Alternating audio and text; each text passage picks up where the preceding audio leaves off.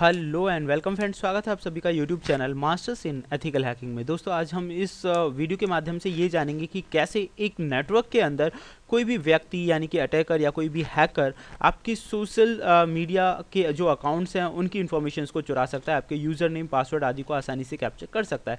बहुत इस टूल का इस्तेमाल कोई नोब है वो भी कर सकता है, मतलब बहुत आसान तरीके से ये जो टूल है ये काम करता है। कोई भी इसका इस्तेमाल कर सकता है क्योंकि इसका इस्तेमाल बहुत ही ईजी है और इसमें अपनी मर्जी से कोई फिशिंग पेज जैसी चीज़ क्रिएट करना उसके लिए बहुत आसान हो सकता है।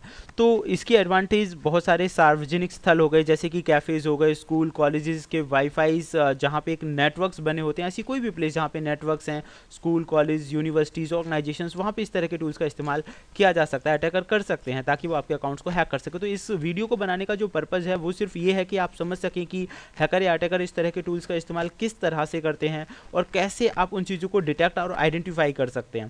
तो ये हम प्रैक्टिकली जानेंगे।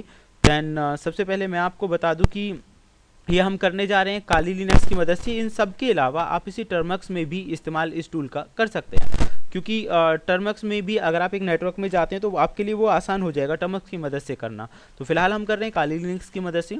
तो सबसे पहले मैं आपको बता दूं, आप इसका गलत इस्तेमाल ना करें, बिकॉज ऐसा इस टूल में भी कहा गया है और डेफिनेटली बेस्ट है कि आप नहीं करेंगे। तो यहाँ से आपको ये कोड करना है कॉपी।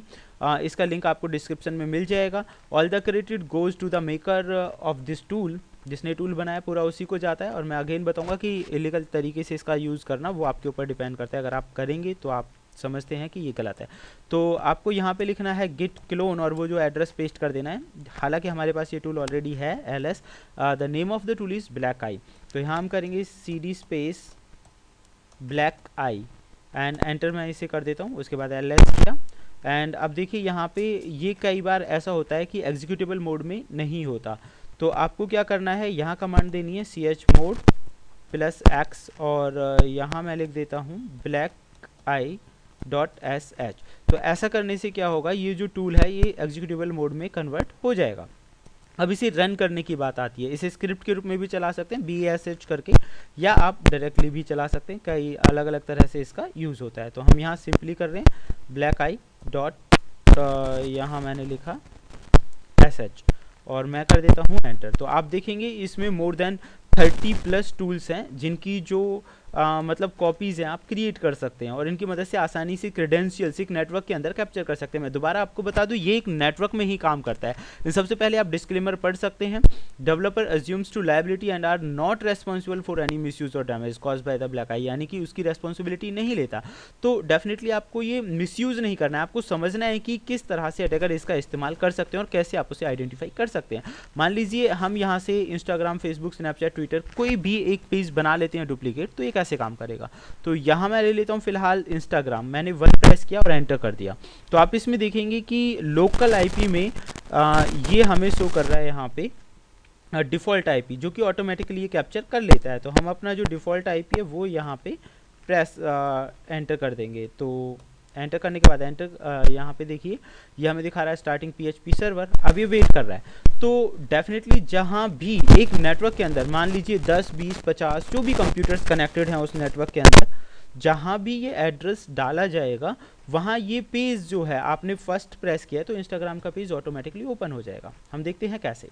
तो यहाँ मैं क्लिक करके ये जो एड्रेस है ये मैं एंटर कर देता हूँ। तो एंटर करने के बाद आप देखेंगे जो हमारा पेज ओपन हुआ है, लॉगिन जो पेज हुआ है वो इंस्टाग्राम का ऑटोमेटिकली। अच्छा, इसकी एक और ख़ास बात है, जो उसका फ़िलहाल की डेट में करंट पेज होगा ना वही यहाँ पे ओपन होगा, हर कोई पेज नहीं होगा। तो कई बार कोई भी जो पर्सन है वो इन चीज़ों पे ध्यान नहीं देता। बहुत सारे लोग ऐसे होते हैं जिन्हें अभी नहीं पता है इन चीज़ों के बारे में, तो वो ध्यान नहीं देते कि ऊपर एड्रेस बार में क्या लिखा हुआ है।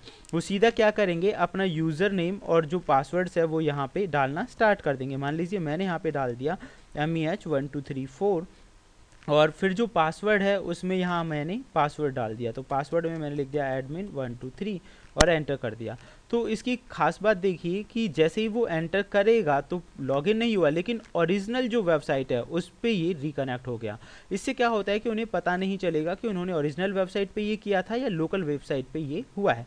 इसके बाद का हम देखते हैं कि होता क्या है। तो दोस्तों आप यहाँ देखेंगे अकाउंट और पासवर्ड दोनों चीज़ें इसने कैप्चर कर ली हैं, अकाउंट का नाम भी और पासवर्ड भी। तो कितना आसान हो गया इस टूल का इस्तेमाल करना। दूसरा इसकी जो खास बात है एक और, जैसे कि मैंने बताया कि कस्टम पेज इसमें बनाए जा सकते हैं किसी भी चीज़ को लेकर, वो हम देखते हैं कैसे। मान लीजिए इसमें 33 जो ऑप्शन है वो है कस्टम के लिए, तो हमने 33 प्रेस किया। अब आप देखिए टाइटल 1, तो आप इसे टाइटल दे सकते हैं कि क्या दिखना चाहिए। तो मैंने यहाँ पे लिख दिया टाइटल में दिखना चाहिए MEH पासवर्ड। यहाँ मैंने MEH पासवर्ड लिख दिया या MEH लॉगिन लिख दिया, तो ये हमारा टाइटल 1 हो गया। अब कह रहा है टाइटल 2 क्या होना चाहिए, एडमिन, यहाँ मैंने लिख दिया एडमिन पैनल। क्लियर। उसके बाद वो कह रहा है यूज़र नेम क्या है, तो डिफ़ॉल्ट में आप यूज़र नेम ही लिखेंगे, एंटर। और पासवर्ड में आप पासवर्ड ही लिखेंगे, क्योंकि इससे क्या है कि आप एक डिफ़ॉल्ट पेज तैयार कर रहे हैं, एंटर। उसके बाद कह रहा है लॉगिन, तो लॉगिन में आप लॉगिन भी लिख सकते हैं, साइन इन भी लिख सकते हैं, जो आपको सुटेबल लगे। अब देखिए कह रहा है पुट योर लोकल आईपी, तो लोकल आईपी में अगेन वही आईपी आपको एंटर करनी है, तो मैं यहाँ दोबारा से वही आईपी दे देता हूँ और एंटर कर देता हूँ। तो अब आप देखिए कि ये जो पेज है डिफ़ॉल्ट पेज बन चुका होगा। Let us check. आपको क्या करना है, उसी जगह पे जाना है और जो अभी हमने आईपी एड्रेस दिया था वो हम पुट करके देखते हैं।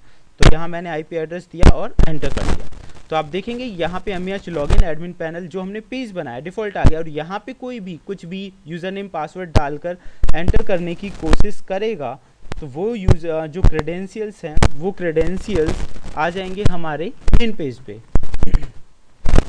Late us check how the credentials will work.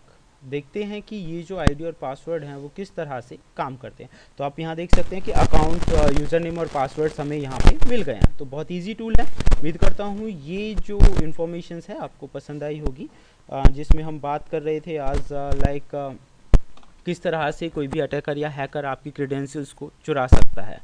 तो फिलहाल इस वीडियो में इतना ही। तब तक के लिए देखते रहें YouTube channel masters in ethical hacking. Thank you friends.